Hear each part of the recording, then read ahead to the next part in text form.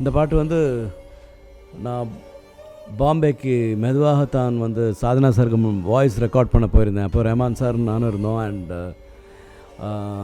அதை ரெக்கார்ட் பண்ண பிறகு அவர் வந்து இதயம் சாங்கில் சின்மையை ரஃபாக ரெக்கார்ட் பண்ணிட்டு வந்திருந்தார் சென்னையிலேருந்து. அண்ட் அவர் அதில் வந்து ப்ரோக்ராமிங் பண்ணிகிட்டு இருந்தார். நைட்டு ஒரு 10:30 மணி இருக்கும். ஒரு அரை மணி நேரம் 45 நிமிஷம் நான் அங்கே பார்த்துட்டு இருந்தேன். அவர் அந்த பாட்டு எப்படி பியூட்டிஃபுல்லாக அவர் ப்ரோக்ராம் பண்ணுறாரு, எப்படி அரேஞ்ச் பண்ணிகிட்ருக்காருன்னு. அதுக்கப்புறம் நான் போய் ஸ்டுடியோலேயே பாம்பேயில் ஸ்டுடியோவில் அவரோட ஸ்டுடியோவில் ஒரு பெட்ரூம் இருக்குது, அங்கே போய் படுத்துட்டேன். நான் நல்ல தூக்கம். காலையில் 4:30 மணிக்கு அவரோட என்ஜினியரை எழுப்பி சார் கூப்பிட்றாரு சொல்லிட்டு போய் பார்த்தோன்னா இதயம் சாங் வந்து வேறு லெவலில் இருந்தது. அண்டு ஒரு ஒரு ஒரு இன்னொரு ஒரு மேல் பாட்டு இருக்குது, ஜஸ்ட் சும்மா போய் பாடுன்னு சும்மா ரஃபாக தான் நான் பாடினேன் அது. ஆனால் அது காலையில் 4:30 மணிக்கு எப்படி தான் பாடினேன்னு தெரியாது. ரஹ்மான் சாருக்கு தான் full credit. And it is so high my portion.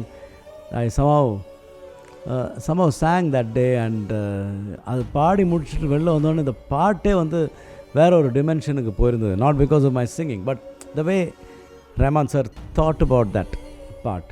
And Rajini சாருக்குன்னு வரும்போது அது பியூட்டிஃபுல்லாக இருக்கும். அது அந்த தட் பர்டிகுலர் போர்ஷன், அதனோட விஷுவல்ஸும் பார்த்தேன், ரொம்ப பியூட்டிஃபுல்லாக இருந்தது. So I am so lucky to be part of this amazing song Idhayam, amazing film Kochadaiiyaan.